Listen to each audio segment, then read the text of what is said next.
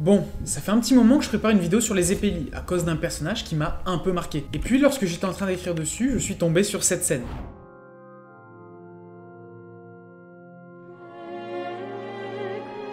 気にするな、ジョルノ。そうなるべきだったところに戻るだけなんだ。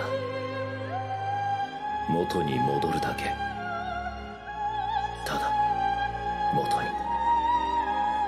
Déjà la musique elle est exceptionnelle, la mise en scène aussi, sans compter sur la symbolique du destin. Avec l'ascension d'un homme entouré d'anges rappelant l'esthétique des peintres italiens. Mais aussi avec le parallèle avec Diavolo. Quand l'un s'élève, l'autre chute. L'humanité d'un côté et le diable de l'autre. Bref, tout ça rend cette mort comme l'une des meilleures de Jojo. Mais vous me direz qu'elle n'a aucun rapport avec les épélis. Et aussi pourquoi je me retape la partie 5. Premièrement, s'il y en a un. Et deuxièmement, c'est sûrement la partie qui bénéficie de la meilleure adaptation, du coup, pourquoi pas me la remater. Alors qu'est-ce qui lie Bruno et la famille Zeppeli? Justement, c'est la question que je me suis posée en voyant cette scène.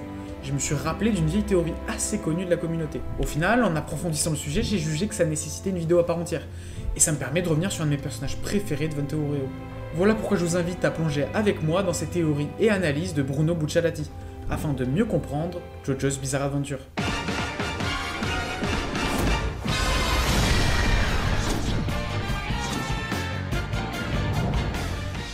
En fait, qui est Bruno Bucciarati? C'est le Jobro de la partie 5, le deutéragoniste si on préfère. Même si on peut argumenter de l'importance des autres membres du gang, c'est bien lui qui est le plus mis en avant et se lie avec Giorno en premier. Cette rencontre dans laquelle ils sont au départ ennemis se révèle être le facteur éveillant la volonté de Bucciarati. On comprend assez rapidement qu'il a de nobles intentions, mais c'est ce face-à-face qui lui permet réellement de changer les choses. Bruno est depuis son enfance quelqu'un d'empathique et très intelligent, qui pour sauver son père s'est retrouvé à devoir entrer dans la mafia. Et puis il cherche toujours à la changer, en créant son gang avec des personnes qui ont besoin d'un nouveau départ. Et d'une certaine façon le grand frère ou le père de ses proches, une figure forte que l'on écoute. De bons conseils et surtout respecté par sa volonté et sa détermination sans faille.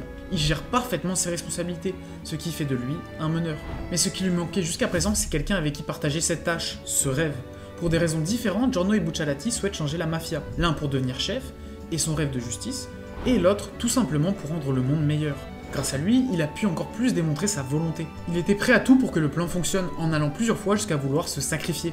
Giorno, représentant d'une certaine façon le fils de Dieu, il a ressuscité la foi et la justice de Bruno, jusqu'à symboliquement le maintenir en vie, mais on y reviendra plus tard. Bucciarati détient sûrement l'un des meilleurs chara-design de l'œuvre. Ce que fait qu'un chara-design est bon, c'est que tout ce que représente le personnage est compréhensible seulement par son apparence. On va essayer de faire sa description seulement à partir de ça. Déjà, il possède une tenue similaire à celle de Giorno dans sa forme, les mettant directement en lien et prouvant son importance en tant que deutéragoniste. Sa coupe de cheveux symbolise son caractère très droit et carré, et sa tenue est aussi recouverte de fermetures éclairs, faisant écho évidemment à la capacité de son stand Sticky Fingers. Et bien sûr, j'ai omis de mentionner les références évidentes qu'il fait aux figures de la mode. Ce design est aussi mis en opposition avec Prosciutto lors du combat dans le train. Car déjà, c'est là que brille le plus Bucciarati, mais surtout parce qu'ils sont opposés au niveau de leurs valeurs lors de leur affrontement. Prosciutto est prêt à tout pour accomplir sa mission, même à tuer des innocents, alors que Bruno se doit de sauver les autres tout en accomplissant sa tâche. Mais ils partagent aussi une forte volonté, et détiennent chacun un côté protecteur, l'un avec Pecci et l'autre avec son gang. Finalement, c'est Bucciarati qui sera vraiment prêt à tout, jusqu'à se jeter sur les rails du train. Tout ça s'est montré avec un simple car design, du caractère de notre personnage, son pouvoir et aussi son rapport avec les autres personnages, que ça soit Prosciutto ou Giorno. Sa relation avec Giorno est très intéressante. Comme on l'a vu, Giorno est une figure plus mystique que Bucciarati.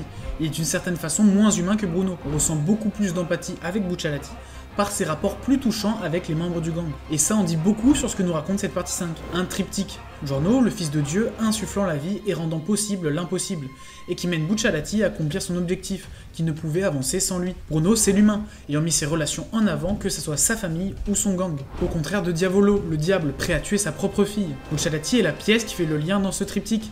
Par ses valeurs, il permet d'un côté à Giorno de s'accomplir réellement, et permet aux autres de se surpasser. Sa figure, presque paternelle pour Trish, est la matérialisation de pourquoi il se bat. Il la comprend, la rassure et la réconforte. Et c'est le moment où il rencontre pour la première fois Diavolo, que sa vision du monde est mise en échec. Il lui était inconcevable qu'un père puisse tuer sa fille. Sa mort, qu'il dépasse miraculeusement, met bien sûr en évidence sa volonté et le pouvoir presque divin de Giorno.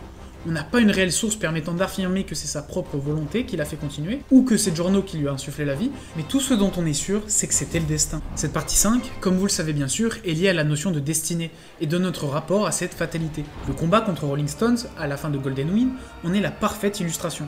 Ce stand, dont le nom est intimement lié à celui de Sticky Fingers, étant un album des Rolling Stones, dévoile l'ironie du destin avec laquelle a joué Araki. Ce destin a accompagné nos héros tout au long de la partie 5, et a mis en exergue la détermination de Bucciarati à protéger ses proches jusqu'à la mort. Tout ça c'est bien beau, mais parlons maintenant du rapport que pourraient entretenir Bruno et les Zeppeli.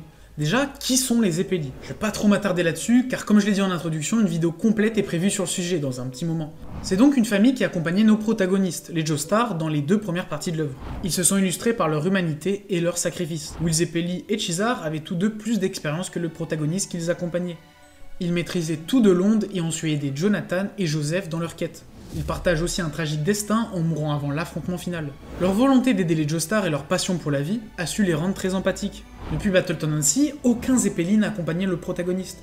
Les Jobro n'ont plus réellement incarné les valeurs que représentaient les Zeppeli, car les Jojo les détenaient déjà. Alors maintenant, voyons pourquoi Bruno Bucciarati est un Zeppeli. D'abord, passons à la théorie pure. Ça paraît plutôt évident, mais les Zeppeli sont des Italiens. Mais surtout, on sait que Chizar vient de Naples, comme Bucciarati. Les seules informations que nous possédons ne permettent pas d'établir un arbre généalogique plus vieux qu'une génération. Il reste donc un gouffre entre la famille de Chizar et les parents de Bruno, en sachant que la couleur de cheveux dans Jojo peut changer d'une génération à une autre, surtout que Bucciarati ne pouvait être blond car cela l'aurait rendu moins dissociable au niveau de son design par rapport à Giorno. La famille a pu perdre son nom à travers les âges par les mariages. Ensuite, on peut parler aussi de la relation qu'ils entretiennent dans le manga. Bruno perd la vie avant le combat final, comme Chizar. Il aide le protagoniste à comprendre ses capacités, comme Will avec Jonathan. Mais surtout, ils partagent la même humanité, prêts à se sacrifier pour les autres sans broncher. Empathiques, bons, déterminés et meneurs. Ils mènent chacun leur Jojo à la victoire finale. Les Zeppeli sont aussi liés à la notion d'héritage. Ce sont des pédagogues qui permettent aux autres de s'accomplir à travers les âges, comme Bruno avec Trish, Mista et tout le gang. Malheureusement, tout ça est basé sur un manque d'informations. Cela dépend des gens d'y croire ou non, car elle n'influe en rien la perception du manga. Mais dans tous les cas, pour moi, Bucciarati est un Zeppeli. Ils ne portent pas leur nom, et leur sang ne coule peut-être pas dans ses veines, mais il n'en reste pas moins un, par son rôle dans l'histoire et son symbolisme. Avant d'être un nom, les Zeppeli ont des valeurs, une morale liée intrinsèquement aux Joestar. Ils sont, comme on l'a vu, ceux qui accompagnent les héros à la victoire, ceux qui les font se dépasser, et qui par leur volonté témoignent de ce qu'est l'humanité. Ils sont de fiers amis des Joestar et humains avant tout. Giorno Giovanna est né majoritairement du corps de Jonathan, malgré qu'il soit le fils de Dio. Et quoi de mieux qu'un Zeppeli pour l'accompagner? Giorno ne possède pas le nom de Joestar, et il n'en reste pas moins l'un d'entre eux.